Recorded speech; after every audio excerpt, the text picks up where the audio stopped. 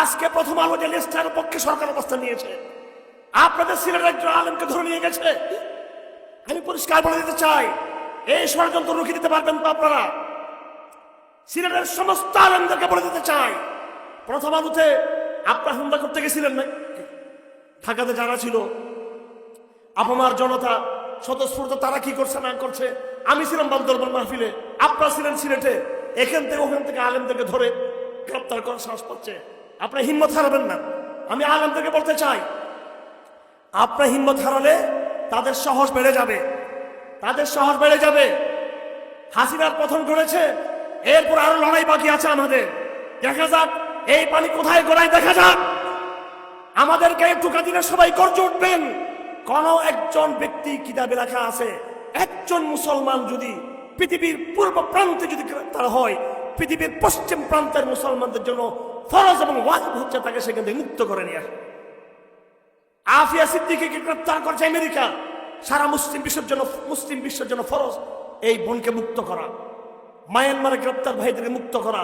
বাংলাদেশে এখন আলেমরা রয়েছেন, এই সিলেট কারাগারে এখনো অনেক আলেম রয়েছেন যাদের সাথে কোন রকমের এই সমস্ত অভিযোগের সম্পর্ক নাই, তারপর তাদেরকে গ্রেপ্তার করা হয়েছে। যে আমাদের ইমানের জায়গায় আমি শুধু আলোচনা রাখতে চাই।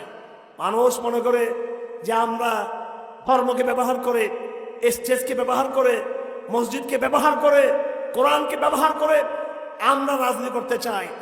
আমরা রাজনীতি করতে চাই না, আমাদের রাজনীতি ভিন্ন। আমরা নিজেরা ক্ষমতা যেতে চাই না, যারাই ক্ষমতায় যাবে তাদেরকে বলতে চাই, আমেরিকা ভারতের গোলামি না করে আল্লাহর গোলামি করুন। আমাদের রাজনীতি এটাই। ক্ষমতায় তোমরা যাও, সমস্যা নাই। হাসিনা 16 বৎসর ক্ষমতায় ছিল, তাকে আমরা এটাই বলেছি যে ভারতের গোলামি না করে আল্লাহর গোলামি করো। তিনি আমাদের কথা শুনেন নাই। আউযু বিল্লাহি মিনাশ শাইতানির রাজীম। মাসালুল লাযীনা ইয়াত্তাখিযুনাল কাফিরিনা আউলিয়া মিন দুনিল মুমিনিন কামাসালিল আনকাবুত ওয়া ইন্না আওহানাল বুয়ুতি লাবাইতুল আনকাবুত। আল্লাহ পাক বলেন, যারা আল্লাহকে বাদ দিয়ে কাফেরদের সাথে বন্ধুত্ব স্থাপন করবে, কাফেরদেরকে তারা তাদের অভিভাবক মনে করবে। শেখ হাসিনা কাকে অভিভাবক মনে করেছিল? দিল্লিকে। দিল্লি তাকে বাঁচাতে পেরেছে। মাসালুল লাযীনা ইয়াত্তাখিযুনাল কাফিরিনা আউলিয়া মিন দুনিল মুমিনিন। মুমিনদেরকে বাদ দিয়ে, আলেমদেরকে বাদ দিয়ে, ওলামাদেরকে বাদ দিয়ে, তৌহিদবাদী জনগোষ্ঠীকে বাদ দিয়ে, মুজাহিদদেরকে বাদ দিয়ে, তবলিগকে বাদ দিয়ে, ইমানদারদেরকে বাদ দিয়ে, আল্লাহ ওয়ালাদেরকে বাদ দিয়ে যারা কাফেরদের সাথে বন্ধুত্ব স্থাপন করবে, আল্লাহ পাক বলেন তাদের উদাহরণ হলো কামাসাল আনকাবুত, মাকড়সার মতো। কিসের মতো? মাকড়সার মতো। ইন্নাউ হানাল বুয়ুতি লাবাইতুল আনকাবুত।